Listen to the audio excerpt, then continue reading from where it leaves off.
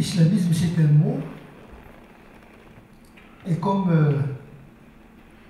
tout mot, il indique mais il n'explique pas.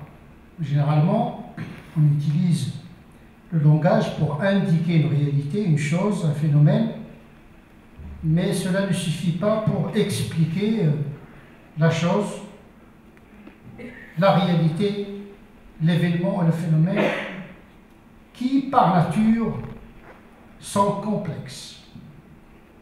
Ce point de départ est très important. Tout phénomène est complexe. La réalité de l'atome est complexe, la réalité de la plante est complexe, la réalité de l'homme est encore plus complexe. Il n'y a que complexité. Complexité, ce n'est pas compliqué, parce que le compliqué, on peut lui trouver une solution, mais après une peine. Le complexe ne reçoit qu'une explication relative. Et donc, je suis un adepte de l'épistémologie du provisoire. C'est-à-dire que notre façon de voir la réalité n'est que provisoire intellectuellement, puisqu'on approche la réalité par théorie, laquelle théorie est s'enrichit par un cumul de savoir pour approcher la réalité étudiée. Mais c'est une épistémologie provisoire parce que cette même réalité évolue dans le temps. Donc, islamisme est un mot qui est complexe par nature, mais dont l'évolution de ce phénomène rend davantage le phénomène plus complexe. Ce qui est valable pour l'islamisme est valable pour des autres phénomènes de société. Le problème des sciences humaines en général, c'est que ils ne se contentent pas uniquement de décrire une réalité, ils finissent par la prescrire. Parce que le vocable, le langage, est performatif indirectement. Quand on décrit quelqu'un, quand on décrit une réalité, on la fabrique, on la construit. Même dans les sciences les plus exactes, la description influence sur la réalité. On connaît l'exemple du chat de Schrödinger qui illustre cette complexité dans l'approche de la réalité, des particules. C'est-à-dire que décrire la réalité d'une réalité, décrire une réalité, c'est contribuer à la faire advenir d'une certaine manière. Si cette épistémologie du provisoire relative touche les sens exacts, que dire des sens humaines? Sachant que la matière est insensible à nos descriptions, sachant que la description de l'animal n'influence pas son comportement. Et comme disent les biologistes, les théories passent et la grenouille reste. Son comportement ne change pas. Par contre, décrire l'homme, eh bien, c'est construire l'homme. D'où la sensibilité de l'approche des phénomènes qui touchent à l'anthropologie, à la psychologie, à l'ethnologie. Tout ce qui touche à l'homme devient impactant, performatif, qui construit l'autre d'une certaine manière. Donc, on n'a de la réalité qu'une construction. Après cette introduction épistémologique, j'entre dans le vif du sujet. L'islamisme est un mot qui a été, pour la première fois, utilisé par les musulmans eux-mêmes. Il y a islam, il y a le musulman, le musulman, il y a l'islamiste, l'islami. Cette distinction sémantique a été utilisée déjà au IXe siècle par un grand théologien, fondateur d'une grande doctrine théologique à laquelle adhèrent presque 80% des sunnites, à savoir le Coran ash'arite.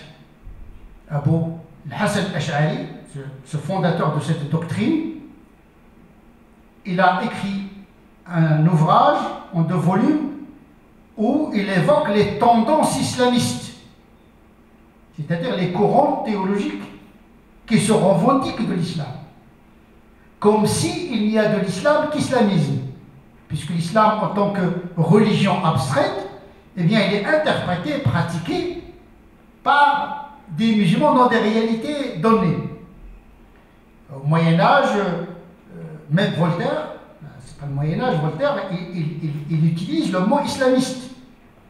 L'islamisme, la religion islamiste, comme le judaïsme, comme le christianisme, comme l'hindouisme, on utilise l'islamisme pour justement qualifier la religion musulmane. Aujourd'hui, on l'utilise dans une autre forme. On peut dire qu'aujourd'hui, l'islamiste, dans l'imaginaire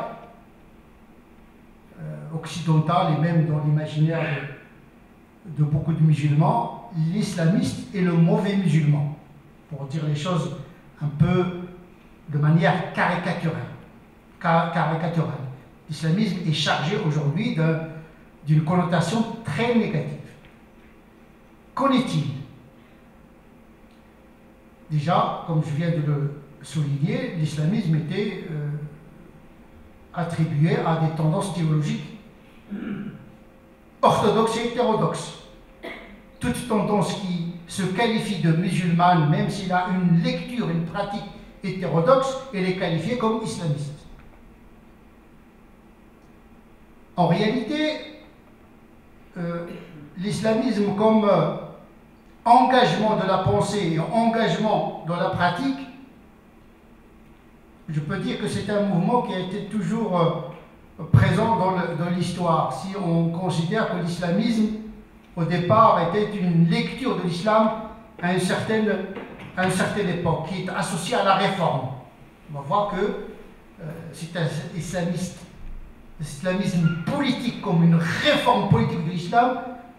On va voir comment il se déploie actuellement et quel est le rapport de cet islamisme avec la question de l'État. Le prophète de l'islam a indiqué que chaque siècle, l'islam est appelé à se réformer. Donc il y a l'islam en tant que référence, mais il y a la lecture et la pratique qui évoluent en fonction de l'évolution historique. Donc on a une certaine légitimité théologique à revoir l'islam à la lumière d'une réalité qui n'a rien à voir avec la réalité des textes fondateurs. Il y a des lectures plus ou moins conformes, plus ou moins acceptables, mais la plus grande rupture dans la pensée musulmane se situe avec l'effondrement du califat. C'est un tournant très important dans l'émergence de courants nouveaux pour réislamiser, pour restaurer cet empire qui s'est effondré pour des raisons historiques, théologiques et intellectuelles, en commençant par l'invasion mongole, puis les croisades, puis le colonialisme séculier, qui a achevé complètement cette entité qui confondait le politique et le spirituel, puisque le musulman était aussi une identité politique. Le citoyen musulman était en même temps croyant et un citoyen faisant partie d'une identité politique.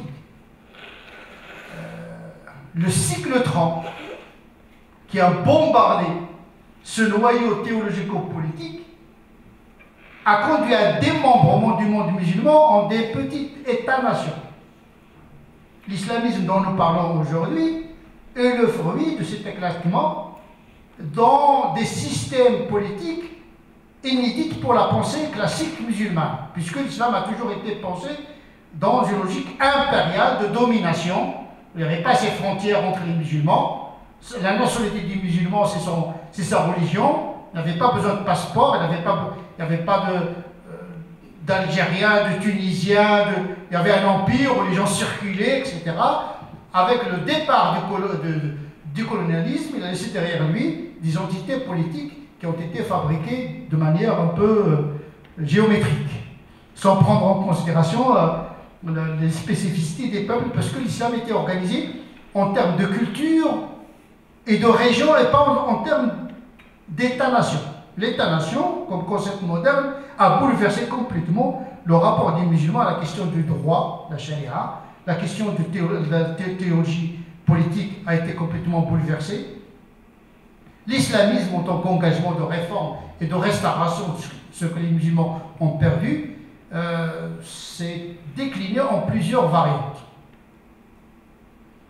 Il y a un islamisme apolitique, je pense peut-être que c'est le courant le plus qui admet le plus grand nombre dans l'univers de l'islamisme, à savoir l'établir, dont les membres dépassent des millions et des millions, dont on ne parle pas, mais il est très actif. Il a contribué à l'islamisation des primo-migrants ici en France. Il est très actif. Les premiers migrants ont été encadrés d'abord par l'établir vers les années 70 et début des années 80, avant d'être encadrés par les frères musulmans, les étudiants, qui est une autre forme de réislamisation d'une communauté qui est fortement sécularisée à l'époque. Ce mouvement est né en Inde, donc ce n'est pas dans un État soi-disant à majorité musulmane, donc c'est un mouvement qui ressemble beaucoup aux témoins de Jéhovah, donc porte à porte, ce qu'on appelle Da'wa Tablir, c'est la prédication et l'appel à la pratique religieuse, un piétisme apolitique. Mais l'islamisme le plus qui a été qui a fait beaucoup de, je dirais, dont on parle le plus souvent, c'est plus l'islamisme qui est engagé au niveau de la politique. Donc, dès les années 1928, on a vu le premier mouvement qui s'est engagé au niveau politique. C'est le mouvement des frères musulmans qui s'inscrivait dans le prolongement du projet de Mohamed Abdou. Mohamed Abdou, qui était un réformiste du 19e siècle, il s'occupait plutôt de la réforme intellectuelle et théologique, mais il avait un espoir qu'un mouvement traduise cette réforme intellectuelle dans un mouvement structuré. C'est ce que Hassan al-Banna est venu faire, puisque Hassan al-Banna était, son fondateur des frères musulmans, était le rédacteur en chef de la revue de Manar, qui était la revue de la réforme de Mohamed Abdou et de Rachid Reda. Donc il s'inscrit dans cette continuité, mais avec un mouvement structuré. Donc on ne va pas se contenter uniquement de réformer la pensée, mais d'agir pour transformer la société et par le bas pour accéder au pouvoir par la suite. Donc le travail par le bas, le social, le politique, etc. On oublie souvent que c'est un mouvement qui existe de ses membres l'adhésion à une tariqa soufie. Généralement, on oppose l'islamisme au soufisme, ce qui n'est pas du tout vrai parce que Hassan al-Banna est resté un soufi jusqu'à sa mort. Il était un adepte de la tariqa Hussafiya et il exigeait de ses disciples à respecter la tariqa Zarruqiya en proposant ce qu'on appelle le wird Zarruqi. C'est un mouvement qui touche à tous les secteurs de l'activité musulmane, depuis le soufisme jusqu'au sport, jusqu'au social, jusqu'au politique. Mais l'évolution de ce mouvement était néfaste parce qu'il s'est trouvé dans des situations de violence. Le politique a engagé ce mouvement dans des voies sans issue. C'est pour cette raison que Hassan al-Banna, vers 1948, il a annoncé le fait de renoncer à l'engagement politique pour ne s'adonner qu'à l'éducation et l'enseignement. Mais il a été assassiné juste après avoir déclaré cette intention dans un journal égyptien de l'époque. Donc lui-même, de son vivant, il s'est rendu compte que l'engagement dans le monde politique va se faire aux dépens de la vocation première d'un mouvement religieux, c'est-à-dire le travail spirituel, intellectuel, moral des individus. Malgré cette intention déclarée par Hassan al-Banna, le mouvement quand même a continué dans sa lutte politique. Il est passé par les prisons, ce qui a engendré des mouvements qui sont sortis du mouvement des frères musulmans, mais des mouvements violents, avec la pensée de Saïd Qutb qui n'a rien à voir avec la pensée de Hassan al-Banna Hassan al-Banna avait une pensée plus réconciliatrice, alors que Saïd Qutb était le grand idéologue de la rupture complètement avec la société, avec l'Occident, et influencé par le socialisme, l'égalitarisme, etc. Il a commis un ouvrage qui s'appelle L'Islam, Ma'arakat al-Islam wa Ra'smaliya, le combat de l'islam contre le capitalisme. Donc, il y a toute une génération des islamistes de l'époque qui étaient influencés par le communisme et par le socialisme. C'était la mode à l'époque, à tel point que le chef des frères musulmans, Mustafa Soubahi, en Syrie, il a commis un ouvrage qui s'appelle Ishtirakiyatu al-Islam, le socialisme musulman. Donc, on a emprunté le modèle de l'égalité, de social, etc. Donc on a emprunté dans l'islamisme qui ne s'est pas contenté de la théologie classique, mais il a intégré la doctrine socialiste. Il y a même chez Saïd Qutb une forme de théologie de la libération. Recours à la violence et attaquer aux sources des inégalités qui se trouvent au niveau de l'État. Sauf qu'en islam, il n'y a pas d'église. L'Église a condamné la théologie de la libération parce qu'il recourt à des moyens de violence pour changer justement aux côtés des pauvres, des gens, des déshérités, pour combattre l'État qui est la source des inégalités et de la souffrance des peuples. Donc il y avait une contestation, il y avait une psychologie de contestation du régime en place. En vérité, ce mouvement de contestation a été importé ici en France. Bien sûr, là où les gens se déplaçaient, ces mouvements se déplaçaient, eh bien, ils portaient avec eux cet esprit de contestation. On l'a vécu ici en France. Moi, je parle en tant que témoin de cette histoire. Les jeunes en France ont été fascinés par ce mouvement de contestation des régimes des pays d'origine, mais également contestation des injustices et des inégalités dont souffre la deuxième génération, troisième génération. Et c'est ce qui plaît beaucoup aux jeunes. L'établir, ils ont influencé les parents, mais la deuxième, troisième génération qui aspirent à l'égalité ont été plus impressionnés par un discours un peu de gauche. Un peu de gauche.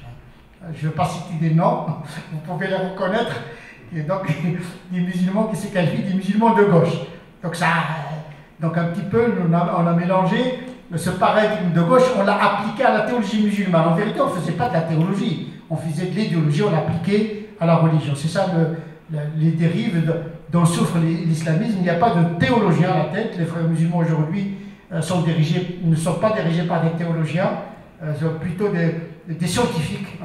La plupart, c'est des scientifiques. Et vous le savez bien, la science ne pense pas dans le sens de l'idéologie. Et donc, effectivement, cet aspect a été importé ici.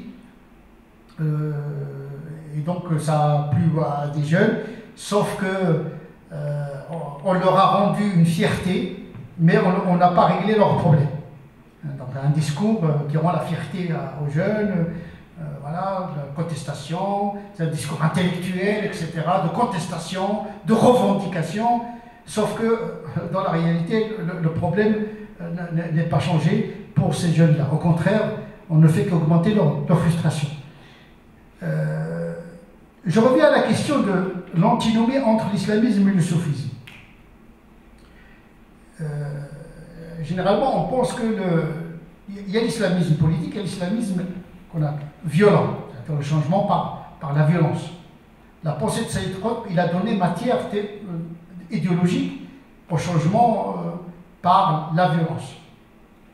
Puisque lui-même, il a été assassiné, pourtant, il n'a jamais recouru à la violence, et dit, puisque Saïd Qutb est tué alors qu'il est pacifiste, alors il n'y a pas d'autre issue que la violence. On a expérimenté le tabligh, on a expérimenté les frères musulmans pacifiques et légalistes. Eh bien, on passe à autre chose, il n'y a qu'un seul moyen, c'est de casser la baraque, parce que c'est le seul moyen. Et là est apparu le salafisme djihadique ou bien les takfiris qui sont sortis des géoles. À savoir que le salafisme, il y a le salafisme savant, il y a le salafisme qui concilie entre le wahhabisme et la pensée de Saïd Qutb, tel que le salafisme sororite, Hein, donc il y a plusieurs variables chez les salafistes aussi, tous n'ont pas les mêmes options. Il y a les salafistes madkhalite, hein, aujourd'hui qui soutiennent Haftar en Libye, et qui sont du côté de Sisi, etc. Donc un salafisme qui est du côté des régimes. Il y a un salafisme de contestation. Donc même quand on parle du salafisme, là on a plusieurs variantes. Le sourisme, il a voulu réconcilier entre une branche des frères musulmans qutbistes et le wahhabisme modéré. Donc on voit que la réalité de l'islamisme, et c'est une réalité qui évolue au gré des hommes et des réalités. L'islamisme ne sera jamais quelque chose de définitif. On a vu l'expérience ici en France, les frères musulmans qui ont été incarnés à un moment donné par l'UEF lui-même qui s'est sécularisé, il a renoncé à beaucoup d'utopies, etc.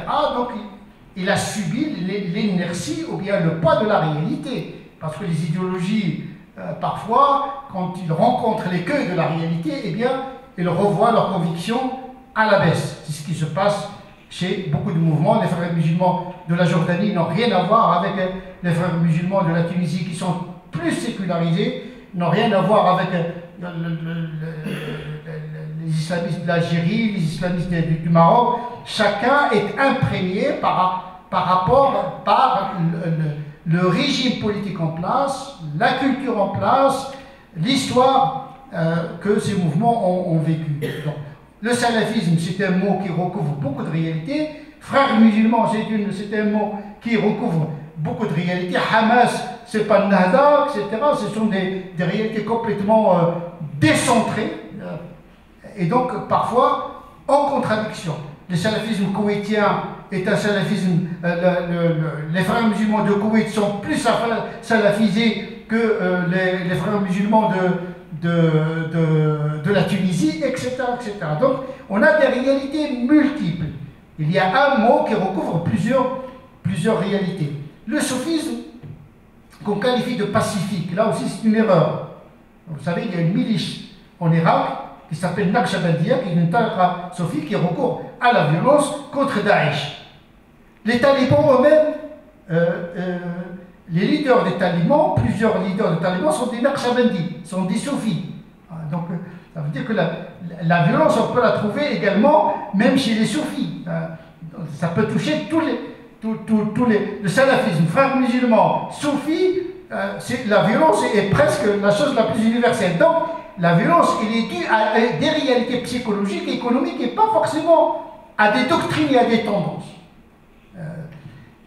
Et donc il faut entrer dans ces nuances-là où le soufisme est toujours qualifié de pacifique. On oublie que c'est grâce au soufisme que la Libye a décroché son indépendance.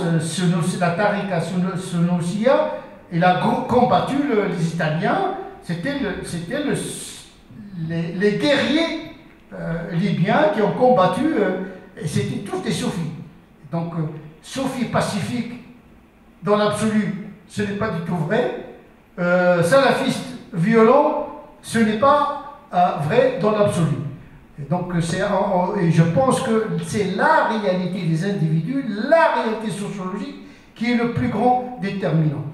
En réalité, tous ces islamismes, pour conclure, ne sont qu'un recyclage d'une pensée médiévale mal articulée à un monde qui n'a rien à voir avec le Moyen-Âge. En vérité, s'il y a une violence, on la trouve dans la théologie médiévale qui est mal interprétée, mal appliquée. Donc, en vérité, l'islamisme n'a rien inventé. Et s'est engagé pour appliquer un droit canon qu'on appelle la charia, un droit canon qui a été concepté dans une logique impériale de domination califale et qui n'est plus appropriée à la notion de l'État-nation aujourd'hui, puisque la société, la citoyenneté, l'État sont des concepts modernes, alors que le droit classique musulman a été formé dans une autre logique, dans une autre épistémie qui n'a rien à voir avec la nôtre. Donc la violence théologique, elle est dans une pensée classique traditionnelle qui a été recyclée par des mouvements islamistes chacun à sa sauce et qui produit parfois des approches pacifiques, parfois des approches violentes.